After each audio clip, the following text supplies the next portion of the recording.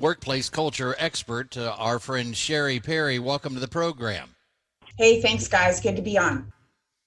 So, Cheri, what do you attribute this to? People or say, "Hey, look, cut my pay. I don't care as long as I can sit here in my slippers and my PJs and do my work." Increased drinking? I'm not sure. Honestly, drinking.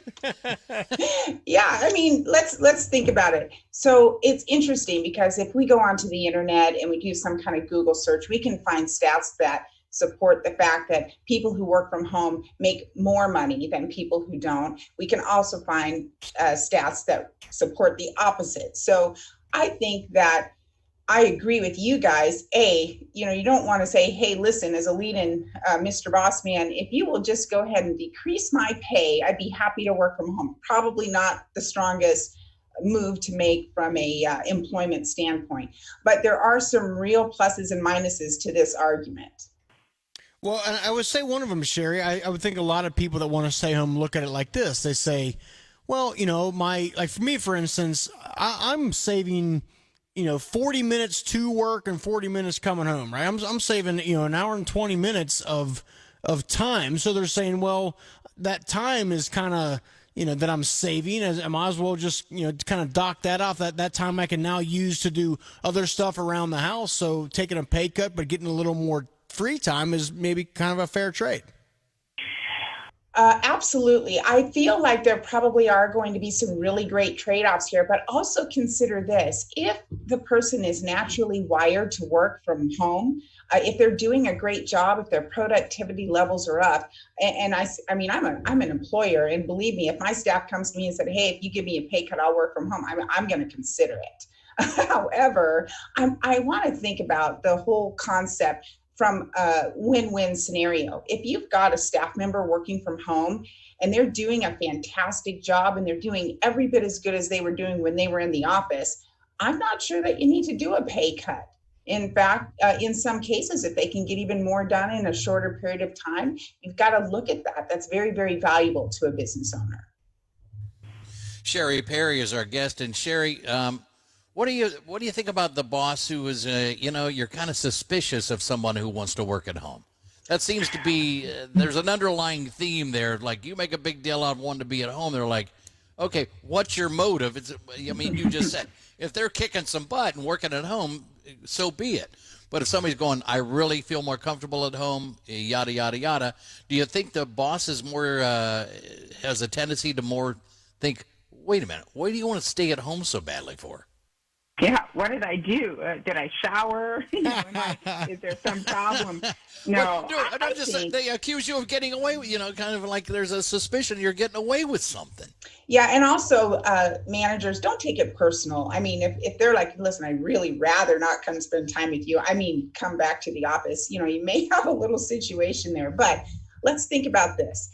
If you have hired the right people, if you have done your due diligence, you've gone through and made sure that you've hired people that work in alignment with your company's core values, and you have the flexibility, and right now we know that we have the ability to work remotely. If you have that kind of flexibility and it helps increase employee satisfaction in their job, why not?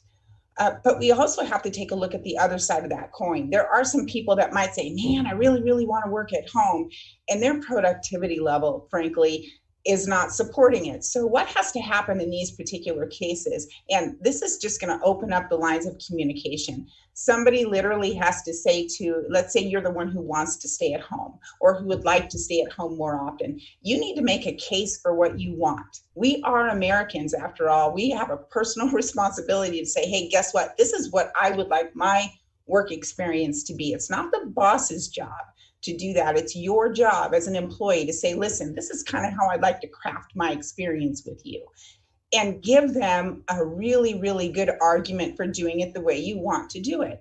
On the other hand, if you know you're not wired to work from home, yeah, it's great. You can, wash all your pajamas and have all your entire wardrobe ready for the next week. Yeah, woohoo, that's fun. But if you know you're not getting as much done as you could be getting done because you're at home, then be honest with the employer and say, listen, guys, I'm more productive in the office. Right.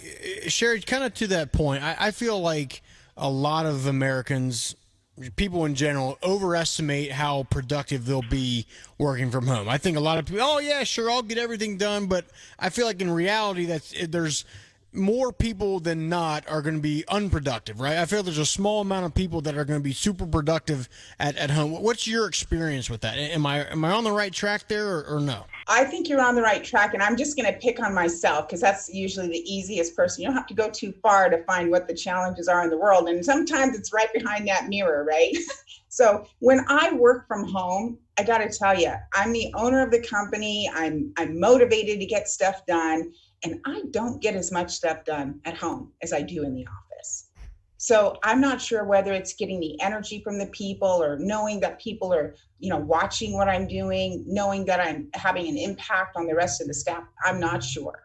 Every once in a while, if I have a very, very clearly lined out task list to say, man, these are the 25 things that I must get done today, then I may be more productive. So when you are looking at your staff, you definitely want to consider, how is the staff wired? Are they wired to work independently, or do they need to have that camaraderie of an office? And again, if you're the employee and you want to work a certain way, make a case for it and make sure that your productivity level supports what you would like to do.